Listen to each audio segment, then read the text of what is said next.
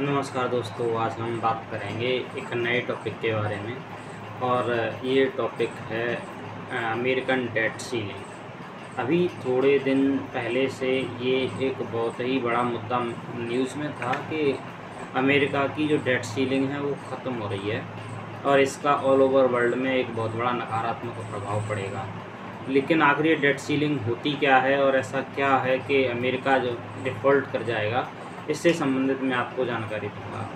देखिए, अमेरिका में एक बजट पास होता है और बजट में जो बजट पास होता है उसके साथ ही वहाँ की एक जो जैसे अपने रिजर्व बैंक है, उसी तरह से वहाँ की जो बैंक होती है उसको फेडरल बैंक बोलते हैं। फेडरल बैंक ने एक लिमिट बना रखी है कि बजट में कितनी स्पेंडिंग की जा सकती है और वो जो स्पेंडिंग कर रहे हो उसमें कितना कर्जा लिया जा सकता है। उस कर्ज की एक लिमिट बना रखी है, उस लिमिट को बोलते हैं डेट सीलिंग। और ये अमेरिका में लगभग $31 ट्रिलियन है। अमेरिकन गवर्नमेंट अपने बजट में टोटल जो कर्जा है वो $31 ट्रिलियन तक ले सकती है और 1 जून को ये लिमिट ख़त्म होने जा रही है अमेरिका में। अब अमेरिका के पास क्या चॉइस है, क्योंकि अमेरिका के पास जो भी अपना बजट है उसको वो पूरा मतलब ख़त्म कर चुके हैं और जो डेट सीलिंग है वो भी वो ख़त्म कर चुके हैं, कितना टोटल कर्ज ले सकते हैं जो फेडरल गवर्नमेंट ने बनाया हुआ है। अब जो बाइडेन प्रशासन को ये लिमिट बढ़ानी है $31 ट्रिलियन से कुछ एक्स्ट्रा बढ़ानी है। लेकिन उनके सामने दिक्कत क्या है कि उनके जो लोअर हाउस है उसमें उनकी पार्टी का रिप्रेजेंटेशन कम है और वहाँ पर वो दूसरी पार्टी कहती है कि जो बाइडेन प्रशासन अपना खर्च कम करे बजाय डेट सीलिंग बढ़ाने के।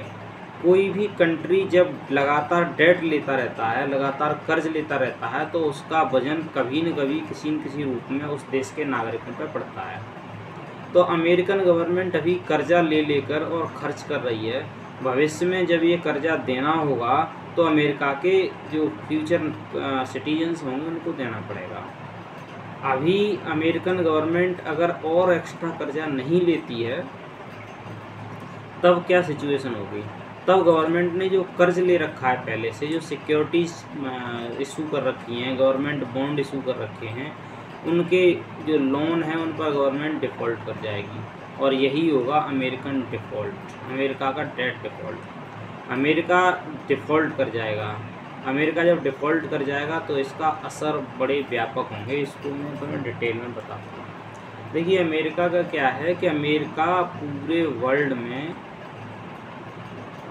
अपनी करेंसी चलाता है, डॉलर में हर देश में व्यापार होता है और हर देश के पास अमेरिकन गवर्नमेंट की सिक्योरिटीज़ हैं और हर देश के पास उसके भंडार में आज की तारीख में सोने के साथ साथ डॉलर्स भी रहते हैं। डॉलर एक वर्ल्ड की रिजर्व करेंसी है।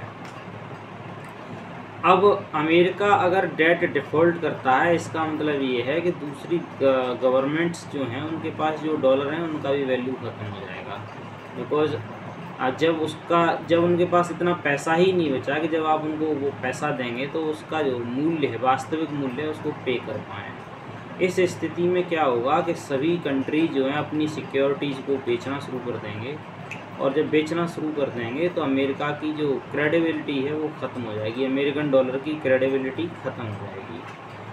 कोई भी कंट्री जब कोई रुपया या नोट छापता है तो उसके बदले पहले जो स्टैंडर्ड होता था वो गोल्ड होता था। बोला आपके पास जितना गोल्ड है लगभग उतना ही आप रुपया छाप सकते हैं।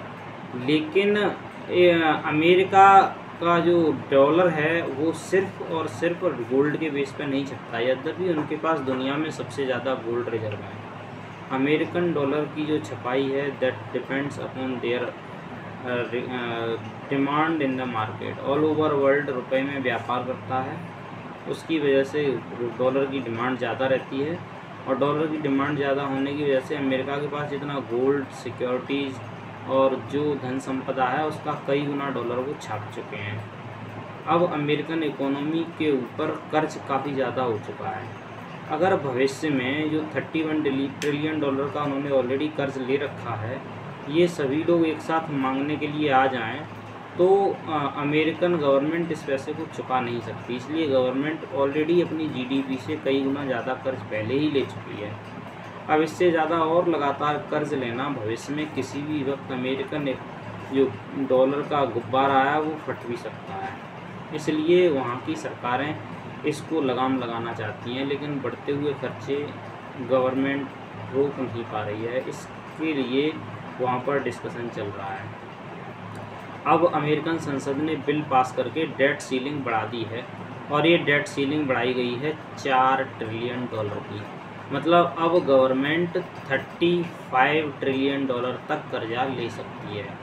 और इसके लिए एक समझौता ये हुआ है कि जो बाइडेन प्रशासन अपने खर्चों में भी कुछ कमी करेगा।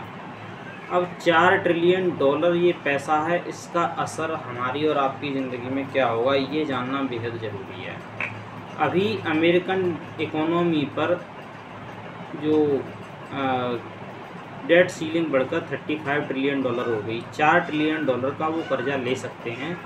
ये अगले 6-7 साल तक वो धीरे धीरे लेंगे, एक दिन में नहीं लेंगे, क्योंकि 4 ट्रिलियन डॉलर काफ़ी बड़ी अमाउंट होती है। तो अमेरिकन इकोनॉमी का धीरे धीरे कर्ज बढ़ेगा, और ये 4 ट्रिलियन डॉलर जो पैसा है वो मार्केट में आएगा। 4 ट्रिलियन डॉलर पैसा इतना होता है कि इंडिया की जो टोटल जीडीपी है वो अभी 3.5 ट्रिलियन डॉलर के लगभग है। मतलब हमारी टोटल जीडीपी से भी ज़्यादा पैसा अमेरिका अगले 6-7 साल में कर्ज लेगा, अपनी ही जीडीपी से, या गवर्नमेंट बॉन्ड इशू करके, या सिक्योरिटी इशू करके। इस तरह से ये पैसा ऑल ओवर वर्ल्ड की सभी मार्केट्स में जाएगा। जब ये पैसा ऑल ओवर वर्ल्ड में सभी मार्केट में जाएगा तो इसका असर क्या होगा?